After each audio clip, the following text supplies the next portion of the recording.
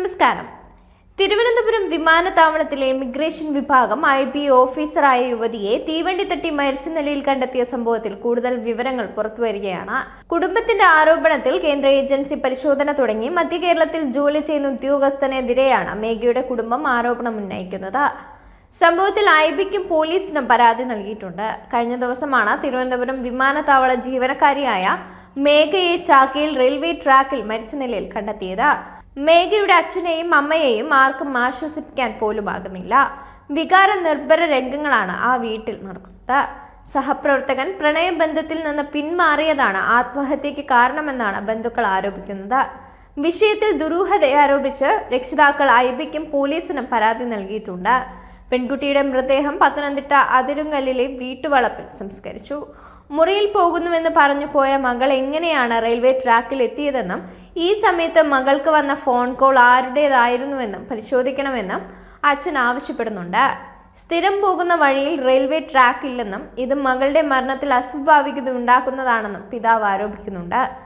ജോധ്പൂരിൽ ട്രെയിനിങ്ങിന് പോയപ്പോൾ അവിടെ വെച്ചൊരു കുട്ടിയുമായി സൗഹൃദമുണ്ടായിരുന്നുവെന്ന് മകൾ പറഞ്ഞിരുന്നുവെന്നും അദ്ദേഹം കൂട്ടിച്ചേർക്കുന്നുണ്ട്. 7 മണിയാകുമ്പോൾ ഷിഫ്റ്റ് കഴിയും. ഞാൻ റൂമിലേക്ക് പോകുവാണ്. രാവിലെ കഴിക്കാൻ വേണ്ടി എന്തെങ്കിലും വാങ്ങി പോകുമെന്നാണ് പറഞ്ഞത്. പിന്നീട് 10 മണിയായപ്പോഴാണ് വിവരം കിട്ടുന്നത് ട്രെയിൻ അപകടം സംഭവിച്ചുവെന്ന്. അപ്പോഴാണ് സംശയം വരുന്നത്. റൂമിൽ പോകുന്ന വഴിക്ക് റെയിൽവേ ട്രാക്ക് ഇല്ല. അകലെയുള്ള റെയിൽവേ ട്രാക്കിൽ കൂടി പോകണമെങ്കിൽ ആ സമയത്ത് ആരെങ്കിലും വിളിച്ചിട്ടുണ്ടാകണം. സ്ഥിരം പോകുന്ന റൂട്ടിൽ റെയിൽവേ ട്രാക്ക് ഇല്ല. അതുകൊണ്ട് തന്നെ സംശയം തോന്നി.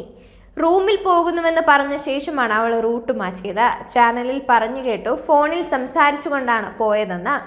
മൊബൈൽ ഫോൺ ഒക്കെ പരിശോധിച്ച് എന്തെങ്കിലും അസ്വാഭാവികമായി നടന്നിട്ടുണ്ടോ എന്ന് കണ്ടെത്തണമെന്നാണ് പിതാവിന്റെ ആവശ്യം. പത്തനംതിട്ട അതിരുങ്കല്ലിലെ റിട്ടയർഡ് അധ്യാപകനായ മധുസൂദനന്റെയും കളക്ടറേറ്റ് ജീവനക്കാരി നിഷയുടെയും ഏക മകളായിരുന്നു മേഘ. പഞ്ചാബിൽ വെച്ച് നടന്ന പരിശീലനത്തിനിടെയാണ് മലപ്പുറം സ്വദേശി യുവാവുമായി മേഘ അടുപ്പത്തിലാവുന്നത്. ബന്ധുക്കൾ ആദ്യം എതിർത്തെങ്കിലും പിന്നീട് മേഘയെ ഇഷ്ടത്തിനൊത്ത് നിൽക്കുകയായിരുന്നു. എന്നാൽ പിന്നീട് ഇയാൾ വിവാഹത്തിൽ നിന്ന് പിന്മാറിയതായാണ് ആരോപണം.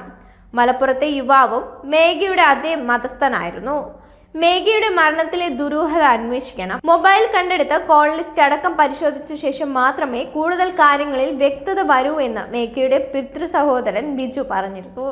മേഘയെ കഴിഞ്ഞ ദിവസം ചാക്ക റെയിൽവേ ട്രാക്കിൽ ട്രെയിൻ തട്ടി മരിച്ച നിലയിൽ കണ്ടെത്തുകയായിരുന്നു. കയ്യിലുണ്ടായിരുന്ന മൊബൈൽ ഫോണ് തകർന്ന നിലയിലായിരുന്നു.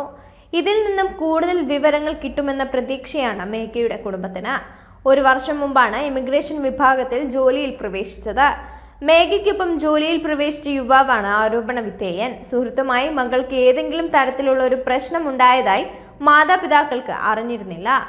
എന്നാൽ മരണത്തിന് പിന്നാലെ സഹപ്രവർത്തകൻ പങ്കുവച്ച വിവരങ്ങളിൽ നിന്നാണ് ചില ദുരൂഹതകളുണ്ട് എന്ന് മനസ്സിലാകുന്നത്. അതിന് കാരണക്കാരനായിട്ടുള്ള സഹപ്രവർത്തകനായ IB ഉദ്യോഗസ്ഥനിലേക്കും സംശയങ്ങളെത്തി. ഇമിഗ്രേഷൻ വിഭാഗത്തിലാണ് ഈ യുവാവും ജോലി ചെയ്യുന്നത്. IB ഉദ്യോഗസ്ഥനെ ആത്മഹത്യയിലേക്ക് നയിച്ച സംഭവം എന്താണെന്ന് കണ്ടെത്താനാണ് പോലീസിന്റെയും ശ്രമം.